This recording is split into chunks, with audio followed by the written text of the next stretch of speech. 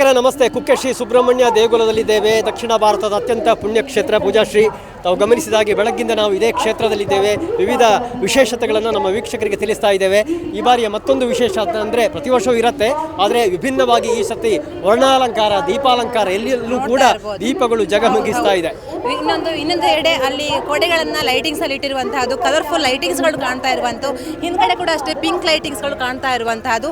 ಎಲ್ಲರೂ ಕೂಡ ಈ ಒಂದು ವರ್ಣರಂಜಿತವಾಗಿರುವಂತಹ ದೃಶ್ಯಗಳನ್ನ ನೋಡ್ತಾ ಇರುವಂತಹದ್ದು. ಓಕೆ, ನಮ್ಮೊಂದಿಗೆ ಕ್ಷೇತ್ರದ ಭಕ್ತರು, ಈ ಊರಿನ ಏನು ಸಹಕಾರಿ ಧುರೀಣರಾಗಿರುವಂತಹ HL ವೆಂಕಟೇಶ್ ಇದ್ದಾರೆ, ನಾರಾಯಣ ಗ್ರಹಗರ, ಇವರೆಲ್ಲ ಇದ್ದಾರೆ.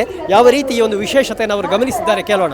ಹೇಳಿ ಸರ್. ಸುಬ್ರಹ್ಮಣ್ಯ ದೇವಸ್ಥಾನದಲ್ಲಿ ಈ ಸರ್ತಿ ವಿಶೇಷವಾಗಿ ಸ್ವಚ್ಛತೆಗೆ ಮತ್ತು ಈ ಕಲರ್ ಲೈಟಿಂಗ್ಸು ಮತ್ತು ಊಟದ ಉಪಚಾರಗಳು ಎಲ್ಲವನ್ನು ಖಂಡಿತ ಸರಿಯಾಗಿ ಆಗಬೇಕು. ಮತ್ತು ಭಕ್ತಾದಿಗಳು ಮತ್ತು ಊರಿನವರಿಗೆ ಯಾವುದೇ ತೊಂದರೆ ಆಗಬಾರ್ದು. ಆಮೇಲೆ ಕ್ಷೇತ್ರಕ್ಕೆ ಬಂದ ಭಕ್ತಾದಿಗಳು ಎಲ್ಲ ವ್ಯವಸ್ಥಿತವಾಗಿ ರೀತಿಯಲ್ಲಿ ಮತ್ತು ಸುಬ್ರಹ್ಮಣ್ಯ ದೇವಸ್ಥಾನ ಚಂದ ಕಾಣಬೇಕು ಅಂತೇಳಿ ನಮ್ಮ ದೇಶಿಯವರಾದ ಜುಬೇರ್ ಮಹಾಪಾತ್ರ ಮತ್ತು ನಮ್ಮ ಯುವವರಾದಂತಹ ಅರವಿಂದ ಅಯ್ಯಪ್ಪ ಸುತ್ತಗುಂಡಿಯವರು ತುಂಬ ಮುತುವರ್ಜಿಯಿಂದ ಕೆಲಸ ಕಾರ್ಯಗಳನ್ನು ಮಾಡ್ತಾ ಇದ್ದಾರೆ. ಅದಕ್ಕೆ ಸಂಬಂಧಿಸಿ ಅವರ ಸಿಬ್ಬಂದಿಗಳು ತುಂಬ ಶ್ರಮವಹಿಸಿ ಕೆಲಸ ಮಾಡಿದ್ದಾರೆ. ಆದ ಕಾರಣ ಎಲ್ಲ ಕ್ಷೇತ್ರ ಭಕ್ತಾದಿಗಳಿಗೆ ಈ ಲೈಟಿಂಗ್ಸ್ ಆಗಲಿ, ವಸ್ತು ಪ್ರದರ್ಶನ ಆಗಲಿ, ಏನೇ ಆಗಲಿ ವ್ಯವಸ್ಥಿತವಾಗಿ ಮಾಡಬೇಕು ಅಂತ ಇರಾದೆಯಲ್ಲಿದ್ದ ಕಾರಣ ಈ ಸರ್ತಿ ಚಂದದಲ್ಲಿ ಆಗ್ತದೆ, ಚಂದ ಕಾಣ್ತಾನೂ ಇದೆ. ಎಲ್ಲರೂ ಕ್ಷೇತ್ರದ ಭಕ್ತಾದಿಗಳು ಬಂದಂತಹ ನನಗೆ ಸಹ ಮಾಹಿತಿ, ನಾನು ಸುಬ್ರಹ್ಮಣ್ಯ ಗ್ರಾಮ ಪಂಚಾಯತ್ ಉಪಾಧ್ಯಕ್ಷನಾಗಿ ಎಲ್ಲರೂ ನನಗೆ ಇದರ ಬಗ್ಗೆ ತುಂಬ ಒಲವು ತೋರಿಸ್ತಿದ್ದಾರೆ ಅಂತ ಅನಿಸಿಕೆ ಸರ್. ಅಲ್ಲಿ ಒಳ್ಳೆ ರೀತಿಯ ಅರೇಂಜ್ಮೆಂಟ್ ಮಾಡಿದ್ದಾರೆ. ಆದರೆ ಹೊರಗಿನ ಭಕ್ತರಿಗೆ ರೂಮಿನ ವ್ಯವಸ್ಥೆ ಬಹಳಷ್ಟು ಕೊರತೆ ಇರುವ ಕಾರಣ ಇದ್ದ ಬಿಲ್ಡಿಂಗ್ನೆಲ್ಲ ಅಗ್ದು ಹಾಕಿ ಹೊಸತು ಇನ್ನೂ ಕೂಡ ನಿರ್ಮಾಣ ಮಾಡದೆ ಬರುವ ಭಕ್ತರಿಗೆ ಬಹಳಷ್ಟು ಅನಾನುಕೂಲವಾಗಿದೆ. ವೀಕ್ಷಕರೇ, ಬೆಳಿಗ್ಗೆಯಿಂದ ಜನಸಂಖ್ಯೆ ಸ್ವಲ್ಪ ಕಡಿಮೆ ಇತ್ತು, ಆದರೆ ಇದೀಗ ಜನಸಂಖ್ಯೆ ಹೆಚ್ಚಾಗಿ ಕಾಣಿಸ್ತಾ ಇದೆ. ನನ್ನ ಹಿಂದ್ಗಡೆ ನೀವು ನೋಡ್ತಾ ಇರ್ಬೋದು, ಸಂಪೂರ್ಣ ಕುಕ್ಕೆ ಸುಬ್ರಹ್ಮಣ್ಯ ದೇವಸ್ಥಾನ ಲೈಟಿಂಗ್ಸ್ನಿಂದ ಕಂಗೊಳಿಸ್ತಾ ಇದೆ.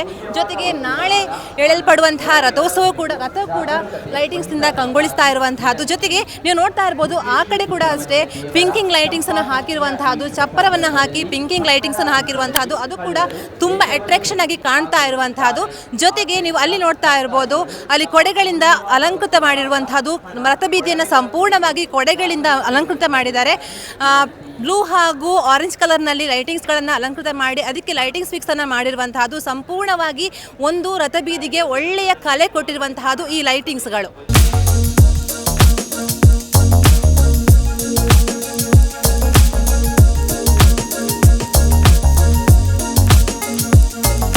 ಪ್ರತಿ ವರ್ಷ ಏನಾದರೂ ಸ್ಪೆಷಲ್ ಇದ್ದರೆ ಜನಗಳಿಗೆ ಕೂಡ ನೋಡೋದಕ್ಕೆ ಆಕರ್ಷಣೆಯಾಗಿರುತ್ತೆ. ಹಾಗಾಗಿ ಇಲ್ಲಿ ಕೂಡ ಅಷ್ಟೇ ಪುಟಾಣಿಯಾಗಿರುವಂತಹ ಕೊಡೆಗಳಿಂದ ಕೆಳಗಡೆ ಲೈಟಿಂಗ್ಸ್ ಹಾಕಿ ಒಂದು ಅಲಂಕೃತವಾಗಿರುವಂತಹ ಒಂದು ವಸ್ತುವನ್ನು ಮಾಡಿರುವಂತಹದ್ದು ತುಂಬಾ ಚೆನ್ನಾಗಿ ಕಾಣಿಸ್ತಾ ಇರುವಂತಹದ್ದು. ಇದು ಸಂಪೂರ್ಣವಾಗಿ ಅಲ್ಲಿ ತನಕ ಕೇಂದ್ರೀಕೃತಗೊಂಡಿರುವಂತಹದ್ದು. ಸಂಪೂರ್ಣವಾಗಿ ಪುಟಾಣಿ ಕೊಡೆಗಳಿಂದ ಈ ಒಂದು ಲೈಟಿಂಗ್ಸ್ನಲ್ಲಿ ರಥಬೀದಿ ಕಂಗೊಳಿಸ್ತಾ ಇರುವಂತಹದ್ದು. ಜೊತೆಗೆ ಎಲ್ಲ ಅಂಗಡಿಗಳಿಗೂ ಕೂಡ ಲೈಟಿಂಗ್ಸನ್ನು ಮಾಡಿ ರಥಬೀದಿ ತುಂಬಾ ಚೆನ್ನಾಗಿ ಕಂಗೊಳಿಸ್ತಾ ಇರುವಂತಹದ್ದು.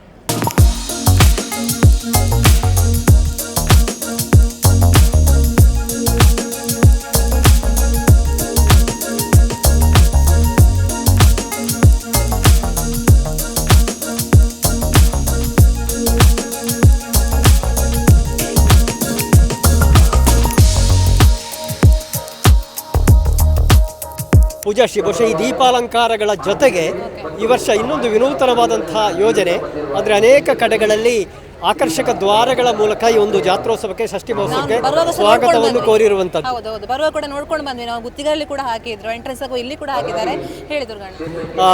ಇದು ಕೂಡ ಇವತ್ತು ಈ ಸ್ಥಳದ ಒಂದು ವಿಶೇಷತೆ. ಈ ಸುಳ್ಯ ಪರಿಸರದಲ್ಲಿ ಅದೇ ರೀತಿಯಲ್ಲಿ ಕಡಬ, ಸುಬ್ರಹ್ಮಣ್ಯ, ಗುತ್ತಿಕಾರು, ಈ ಅನೇಕ ಕಡೆಗಳಲ್ಲಿ ಆಯಾ ಊರಿನವರು ಕೂಡ ಇದೊಂದು ದಾನದ ರೂಪದಲ್ಲಿ ಇಂತಹ ದ್ವಾರಗಳನ್ನು ನಿರ್ಮಿಸಿದ್ದಾರೆ.